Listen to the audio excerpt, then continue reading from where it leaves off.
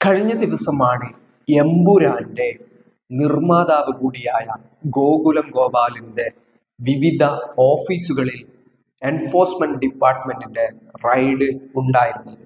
നേരത്തെ സംഘപരിവാറിന്റെ വലിയ വിമർശനങ്ങൾക്ക് വിധേയമായിട്ടുള്ള എമ്പുരാൻ ചിത്രത്തിന്റെ നിർമ്മാതാവ് എന്ന നിലയിൽ RSSും അതുപോലെ തന്നെ സംഘപരിവാരവും ഗോകുലം ഗോപാലിനെതിരെ രംഗത്ത് വന്നിരുന്നു. പക്ഷേ ഗോകുലം ഗോപാലൻ ആ സിനിമയുമായി ബന്ധപ്പെട്ട് അവർക്ക് RSSനും സംഘപരിവാറിനും ഉണ്ടായ വിഷമങ്ങൾ മനസ്സിലാക്കി ആ വിഷമങ്ങൾ ഉണ്ടാക്കിയ സീനുകൾ നീക്കം ചെയ്യുമെന്നുള്ള നിലപാട് സ്വീകരിച്ചു.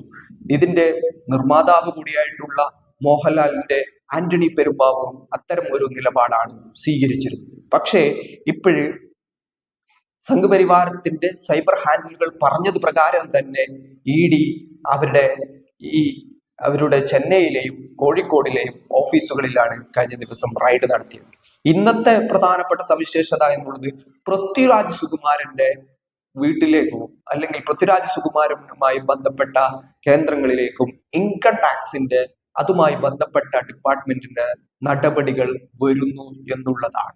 അതായത് പൃഥ്വിരാജ് സുകുമാരനുമായി ബന്ധപ്പെട്ട് അദ്ദേഹം പ്രതിഫലം വാങ്ങിയതുമായി ബന്ധപ്പെട്ടിട്ടുള്ള കാര്യങ്ങളിൽ കൂടുതൽ വിശദീകരണങ്ങൾ ആവശ്യപ്പെട്ടുകൊണ്ടിരിക്കുകയാണ് ഇൻകം ടാക്സ് ഡിപ്പാർട്ട്മെന്റ്. അതായത് കേന്ദ്ര സർക്കാരിന് കീഴിലുള്ള ED എന്നുള്ള എൻഫോഴ്സ്മെന്റ് ഡിപ്പാർട്ട്മെന്റും ഇൻകം ടാക്സ് ഡിപ്പാർട്ട്മെന്റും യഥാർത്ഥത്തിൽ ഈ ഒരു സംഘപരിവാറിന് വേണ്ടി പ്രവർത്തിക്കുന്നു എന്നുള്ള വലിയ രീതിയിലുള്ള ആക്ഷേപങ്ങൾ കഴിഞ്ഞ കുറെ കാലമായി നിലനിൽക്കുന്ന സാഹചര്യത്തിലാണ് എമ്പുരാൻ സിനിമ ഇറങ്ങുന്നത്. എമ്പുരാൻ സിനിമയിൽ തന്നെ ഇത്തരം കേന്ദ്ര ഏജൻസികളെ ഉപയോഗിച്ചുകൊണ്ട് അതിശക്തമായ വേട്ടയാടലുകൾ നടത്തുന്ന ഭരണകൂടത്തെ കൃത്യമായിട്ട് വരച്ചു കാട്ടുന്നുണ്ട്.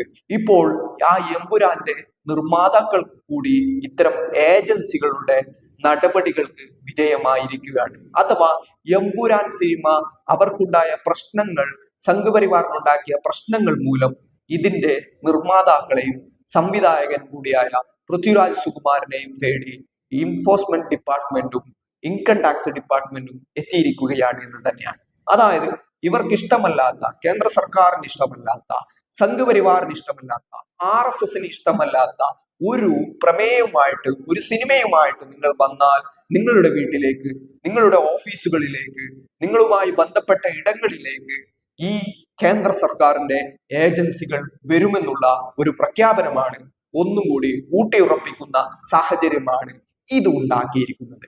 കൃത്യമായിട്ട് കഴിഞ്ഞ 10 വർഷമായി രാജ്യത്തിന്റെ ഈ ഒരു പ്രതിപക്ഷത്തെ വേട്ടയാടാനുള്ള ഉപകരണമായിട്ട് കേന്ദ്ര സർക്കാർ ഈ ഏജൻസികളെ ഉപയോഗിക്കുന്നു എന്നുള്ള വലിയ വിമർശനം ഉയരുന്ന സമയത്താണ് ഇപ്പോൾ പൃഥ്വിരാജ് സുകുമാരന് നേരെയും കേന്ദ്ര സർക്കാരിന്റെ ഏജൻസികൾ, ഇൻകം ടാക്സ് ഡിപ്പാർട്ട്മെന്റ് വന്നിരിക്കുന്നത് എന്നതാണ് ശ്രദ്ധേയമായ കാര്യം. അതായത് എമ്പുരാൻ എന്നുള്ള ചിത്രം വരുന്നു, അതിൽ 2002 ഗുജറാത്ത് കലാപത്തിന്റെ ദൃശ്യങ്ങൾ കാണിക്കുന്നു. അതിനുശേഷം നിലവിലുള്ള ദേശീയ സംസ്ഥാന രാഷ്ട്രീയ സാഹചര്യം കാണിക്കുന്നു. RSSനെയും തീവ്ര വലതുപക്ഷത്തെയും അല്ലെങ്കിൽ സംഘപരിവാറിനെയും കൃത്യമായിട്ട് വരച്ചു കാട്ടുന്നു. ദേശീയ അന്വേഷണ ഏജൻസികളെ കൃത്യമായിട്ട് ദുരുപയോഗം ചെയ്യുന്നതിനെ പറ്റി ചിത്രത്തിൽ സീനുകൾ ഉണ്ടാകുന്നു. ആ സീനുകൾ വളരെയധികം ചർച്ചയാകുന്നു. പക്ഷേ അതിനുശേഷം ഇതിന്റെ നിർമ്മാതാക്കളും ഇതിന്റെ അണിയറ പ്രവർത്തകരുമായ ആളുകൾക്ക് നേരെയാണ് യഥാർത്ഥത്തിൽ ഈ ഏജൻസികൾ വരുന്നുള്ളത്. അതായത് സിനിമയിൽ പറഞ്ഞിട്ടുള്ള കാര്യങ്ങൾ അച്ചട്ട് സത്യമാണ് എന്ന് വരുന്ന സാഹചര്യമാണ് നിലനിൽക്കുന്നത്. അതുകൊണ്ട് തന്നെ നിലവിലുള്ള ഇന്ത്യൻ രാഷ്ട്രീയ സാഹചര്യത്തിൽ തങ്ങൾക്ക് ഇഷ്ടമല്ലാത്ത സിനിമകൾ എടുക്കാൻ, തങ്ങൾക്ക് ഇഷ്ടമല്ലാത്ത അഭിപ്രായങ്ങൾ പറയാൻ, തങ്ങൾക്ക് ഇഷ്ടമല്ലാത്ത ഏതു കാര്യങ്ങൾ ചെയ്യാനും അനുവദിക്കില്ല എന്ന ഒരു ഫാസിസ്റ്റ് നയനിലപാടാണ് കേന്ദ്ര സർക്കാർ അനുവർത്തിച്ചു വരുന്നത് എന്ന് വ്യക്തമാക്കുന്ന കാര്യങ്ങളാണ് ഇപ്പോൾ സംഭവിച്ചുകൊണ്ടിരിക്കുന്നത്. ഇപ്പോൾ ഒരു എമ്പുരാനാണ് എടുത്തിരിക്കുന്നത്. ഇനി ഒരു എമ്പുരാനോ അല്ലെങ്കിൽ ഇനി ഏതെങ്കിലും ചിത്രങ്ങളോ തങ്ങൾക്കെതിരെയുള്ള വിമർശനങ്ങളോ തങ്ങൾക്കെതിരെയുള്ള ചോദ്യങ്ങളോ തങ്ങൾ നടത്തിയിട്ടുള്ള ആക്രമണങ്ങളെ തുറന്നു കാട്ടുകയോ ചെയ്താൽ ഇതായിരിക്കും അവരുടെ വിധി എന്നാണ് യഥാർത്ഥത്തിൽ ഇത് ചൂണ്ടിക്കാണിക്കപ്പെടുന്നത്. നിലവിലുള്ള ഇന്ത്യൻ സാഹചര്യത്തിൽ ഇതിൽ വലിയൊരു പുതുമയൊന്നും ആർക്കും തോന്നുന്നില്ലെങ്കിലും അന്വേഷണ ഏജൻസികൾ ഇത്തരത്തിൽ ഒരു സംഘപരിവാറിന് വേണ്ടി മാത്രം പ്രവർത്തിക്കുന്ന ആളുകളാണ് എന്നുള്ള ഒരു ചിന്താഗതി ജനങ്ങളുടെ മുകളിൽ, ജനങ്ങൾക്കു മേൽ തോന്നാൻ തുടങ്ങി എന്ന് തന്നെയാണ് ഇത് വ്യക്തമാക്കുന്നത്. കാരണം ഈ ഒരു സിനിമ ഇറങ്ങിയത് ആദ്യഘട്ടത്തിൽ തന്നെ ഈ പൊതുജന അഭിപ്രായം എന്നുള്ളത് കൃത്യമായിട്ട് ഈ സിനിമയുടെ അണിയറ പ്രവർത്തകരെ ഈ ഇത്തരം ഏജൻസികളെ ഉപയോഗിച്ചുകൊണ്ട് വേട്ടയാടുമെന്നാണ്. ചെറിയൊരു നമ്പറുകളിൽ തെറ്റിൽ പറ്റിയാൽ, ചെറിയൊരു എന്തെങ്കിലും പിശകുകൾ എവിടെയെങ്കിലും കണ്ടാൽ അത് ഉപയോഗപ്പെടുത്തിക്കൊണ്ട് ഇവരെ വേട്ടയാടാൻ എളുപ്പത്തിൽ കേന്ദ്ര സർക്കാരിനും അന്വേഷണ ഏജൻസികൾക്കും കഴിയുമെന്ന് തന്നെയാണ് ഇതുവരെയുള്ള ഇന്ത്യ ചരിത്രം നമ്മളെ ഓർമ്മപ്പെടുത്തുന്നത്. അതുകൊണ്ട് തന്നെയാണ് സിനിമയിൽ സംഘപരിവാറിന് വിഷമമുണ്ടായി എന്ന് മനസ്സിലാക്കിയ ആദ്യഘട്ടത്തിൽ തന്നെ മോഹൻലാൽ മാപ്പ് പറയാൻ തയ്യാറായി. മോഹൻലാൽ ഖേദപ്രകടനം നടത്തി. അതുപോലെ തന്നെ നിർമ്മാതാവായ ഗോകുലം ഗോപാലനും ഖേദപ്രകടനം നടത്തി. അതിനുശേഷം അവരുടെ സോഷ്യൽ മീഡിയ ഹാൻഡിലുകളിൽ അത് ഷെയർ ചെയ്തു. പക്ഷേ അവർ വിടാൻ തയ്യാറായില്ല. അതായത് തങ്ങൾക്ക് ഇഷ്ടമല്ലാത്ത കാര്യമാണ് നിങ്ങൾ ചെയ്തിരിക്കുന്നത്, നിങ്ങൾ എന്ത് മാപ്പ് പറഞ്ഞാലും, നിങ്ങൾ എന്ത് ക്ഷമാപണം നടത്തിയാലും നിങ്ങളെ ഞങ്ങൾ വെറുതെ വിടുകയില്ല എന്നുള്ള ഒരു സൂചന കൂടി ഇത് തരുന്നുണ്ട്.